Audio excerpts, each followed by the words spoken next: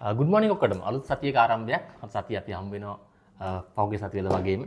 පෞගේ සතිය අපි කතා කළා ඔයගොල්ලොත් එක්ක මේ සාර්ථකත්වයේ කරා ගමන් කිරීම ඔබගේ ව්‍යාපාර සාර්ථක කරගන්නේ කොහොමද? මේ සඳහා ඔබ කරන්න ඕන දේවල් එක්ක අපි කතා කරගෙන ආවා. මම ඔබට මේ කතා කරන්න හදන්නේද මට හිතුණා මේ නිෂ්පාදකයෙක් ගැන පොඩි කතාවක් කතා කරන්න. නිෂ්පාදකයක් කරපු කෙනෙක් නැත්නම් ඔබගේ ව්‍යාපාරයක් ගොඩනගපු කෙනෙක් නැත්නම් වෘත්තියක් ආයතනයක් ඔබ ගොඩනගපු කෙනෙක් ඔබ ආඩම්බර වෙනවද ඔබ කරපු දේ සම්බන්ධව? හිතාම හොඳයි ආඩම්බර වෙන්න. ඔයා කරපු දේ සම්බන්ධව, ඔයාගේ නිෂ්පාදනය සම්බන්ධව, ඔයාගේ වෘත්තිය සම්බන්ධව ඒ සම්බන්ධයෙන් ඔබ ආඩම්බර වෙන්න. නමුත් මගේ අදහස අද ඒ ආඩම්බරකම පාරිභෝගිකයට පෙන්වන්න එපා කියන එක. ඔබගේ ආඩම්බරකම ඔබගේ වෘත්තිය සම්බන්ධව, ඔබගේ ප්‍රොඩක්ට් එක සම්බන්ධව ඒ තියෙන තත්ත්වයේ ක්වොලිටි එක, ඔබගේ නිෂ්පාදනය වෙච්ච මහන්සිය, ඔබ ඒ සඳහා කරපු කැපකිරීම මේ සියල්ලක්ම ඔබ දන්නවා. ඒතර ඒ සඳහා ඔබට ලොකු ආඩම්බරයක් නැත්නම් ඒ සම්බන්ධ ලොකු හැඟීමක් ඔබට තියෙනවා. නමුත් මගේ අදහස ඒක පාරිභෝගිකයට පෙන්වන්න එපා. ඔබගේ ආඩම්බරකම ඔබ ජීවත් වෙන පරිසරය ඔබගේ තත්ත්වය වෙන්න පුළුවන් මේක ඔබ පෙන්වන්න එපා ඔබගේ පාරිභෝගිකයට. හේතුව තමයි පාරිභෝගිකයා දන්නේ නැහැ ඇත්තට ඔයාගේ ප්‍රොඩක්ට් එක සම්බන්ධ සියලුම අදහස්. උන්ට අවශ්‍ය වෙන තියෙන ප්‍රතිලාභ ඒක කොයිතරම් ඔවුන් ගෙවන මුදලට වටිනවද කියන එක තමයි උන්ට වැදගත් වෙන්නේ. නිසා ඔවුන් උත්සාහ කරන්නේ හොඳම දෙයක් අඩු මුදලට නැත්තම් වටිනා මුදලකට මිලදී ගන්න. ඔවුන් අවශ්‍ය කරනවා ගෞරවය. ඔවුන්ට අවශ්‍ය කරනවා පිළිගැනීමක්.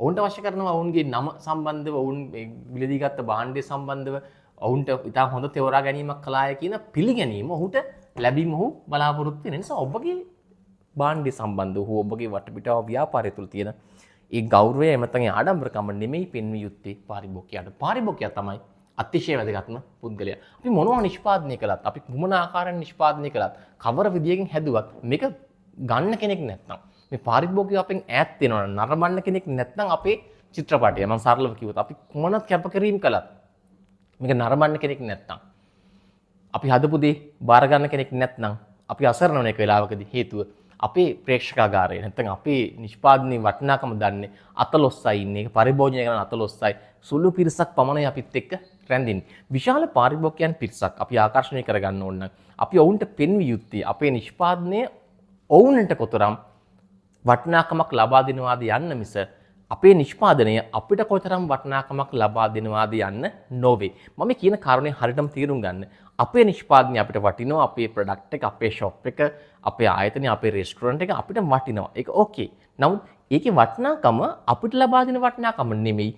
ඒ නිෂ්පාදනයේ වටිනාකම වැඩි වෙන්නේ, අගය වෙන්නේ. එහෙම නැත්නම් ඒක ඵලදායී වෙන්නේ, ආර්ථිකය තුල ක්‍රියාත්මක වෙන්න නිසා ඔබට වැඩි වටිනාකමක් ගෙනවිත් ලාභය නැත්නම් ඔබට ඒ අවශ්‍ය කරන ප්‍රොෆිට් එක ගෙනත් දෙන්නේ ඒ නිෂ්පාදනය නැත්නම් ඔබගේ ආයතනය කොයිතරම් අගයක්, කොයිතරම් වටිනාකමක්, කොයිතරම් ආඩම්බරකමක් ඔබගේ පාරිභෝගිකයාට ලබා දෙනවාද යන්න තුල මිසක් මේ අපේ නිෂ්පාදනයේ ආඩම්බරකම පාරිභෝගිකයාට දැක්වීම තුල නෙවෙයි. මම කියන්න උත්සාහ කරන දේ ඔබ තේරුම් ගනී කියලා මම හිතනවා. මොකද මේක ඉතාම වැදගත් කාරණයක් අද දවසේදී මේ වෙළඳපොළ තත්වයන් තුල. ඉතාම අභියෝගමත් තමයි වෙළඳපොළ කටයුතු ක්‍රියාත්මක වෙන්නේ. නිෂ්පාදනයක් අලෙවි කිරීම, නිෂ්පාදනය කිරීම මේ සියල්ලම ඇතුලේ පවතින්නේ ඉතාමත්ම අභියෝගාත්මක තත්වයක්. ඒ නිසා පාරිභෝගිකයන් ඔබගේ නිෂ්පාදනය නිවත් වී ගියොත් ඔබගේ සන්නම් නාමයෙන් නැත්නම් අපි දකිනවා මේ පහුගිය කාල සීමාවේ තමන්ගේ සන්නම් නාමයට කරගන්න හානි සිදු කරගන්නවා ව්‍යාපාර ආයතන විවිධ හේතු මත ඇති කර ගැනීම සිදු වෙනවා විවිධාකාරයේ හැසිරීම් මත සිදු වෙන්න පුළුවන් නැත්නම් තමන්ගේ නිෂ්පාදන ගුණත්වය පාලනය කර ගැනීමට නොහැකි වීම සම්බන්ධයෙන් වෙන්න පුළුවන් මේ විවිධ හේතු බලපානවා ඒ සම්බන්ධව වෙනම කතා කරමු. නමුත් කෙසේ වෙතත් මේ නිෂ්පාදනය තුලින් පාරිභෝගිකයන් ඉවත් වීම කියන එක අතිශය බරපතල ආකාරයෙන් බලපානවා ආර්ථිකයටත් පුද්ගලයන්ටත්. හේතුව ඔබට මම මතක් කරන්න උත්සාහ කරන්නේ යම් නිෂ්පාදනයක් සමග අති විශාල පිරිසක් බැඳෙනවා. එහි සැපියුම් කරන වෙන්න පුළුවන්, නිෂ්පාදකයන් වෙන්න පුළුවන්, සේවකයන් වෙන්න පුළුවන්. අති විශාල පිරිසක් බැඳෙනවා කිසියම් නිෂ්පාදනයක් සමග හැම විටකම පද්ධතියක් නිර්මාණය වෙලා තියෙනවා.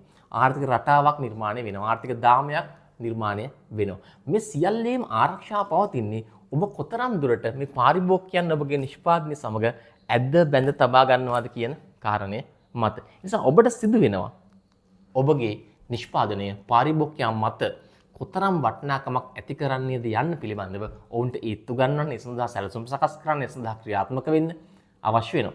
ඒ වගේම යම් වෘත්තියක යම් ඔබ සේවා සපයන්නෙක් වෙන්න පුළුවන්, රාජ්‍ය ආයතනයක් වෙන්න පුළුවන්, පෞද්ගලික ආයතනයක් වෙන්න පුළුවන්. ඔබගේ රැකියාව තුළ ඔබ සපයන වෘත්තීය ඒ නිපුණතාවය ඔබගේ තියෙන හැකියාවන් ඔබගේ ශක්තිය කොයිතරම් දුරකට පාරිභෝගිකයාට පිහිට වූවාද පාරිභෝගිකයට ඔබගේ සේවාව ලබා ගන්නා වූ පුද්ගලයාට කොයිතරම් එය සහනයක් වූවාද යන්න මත තමයි ඔබගේ වෘත්තියට ඔබගේ තනතුරු නාමයට වටිනාකමක් එකතු වෙන්නේ. නිසා මේ සම්බන්ධයෙන් නැවත නැවත හිතන්න කියන දේ මේ සතිය ඔබට මතක් කරනවා. හැම විටකම අපි සාර්ථක වෙන්න ඕනේ. ඉහළින් ඉන්න අවශ්‍යයි. සාර්ථකත්වයේ කරා ගමන් කරන්න ඕනේ. හැම කෙනෙකුගේම ප්‍රාර්ථනාව, හැම කෙනෙකුගේම සිහිනයක් ඇතුළේ තියෙනවා සාර්ථකත්වය කියන එක. ඒක ඇතුළේ තියෙන්නේ මේ ජීවත් වෙනවාට වඩා වැඩි ජීවන මට්ටමක් අත්පත් කර ගැනීම කියන එක. ඔබට වගේම සියල්ලන්ටම පොදු අදහසක්. හැම කෙනෙක්ම කැමති Taman මේ අද ජීවත් වෙනවාට වඩා අඩියක් හෝ දෙකක් නැත්නම් හැකි ප්‍රමාණයක් ඉහළට ගමන් කරන්න. ජීවිතේ උසස් කරගන්න quality of life නැත්නම් ජීවන ගුණාත්මක භාවය කියන ජීවිතේ ගුණාත්මක භාවය කියන එක වැඩි කරගන්න හැම කෙනෙක්ම උත්සාහ කරනවා. සෑම පද්ධතියකම පුද්ගලයන් විවිධ ආකාරවලින් උත්සාහ කරනවා මේ தත්ත්වය වැඩි කරගන්න.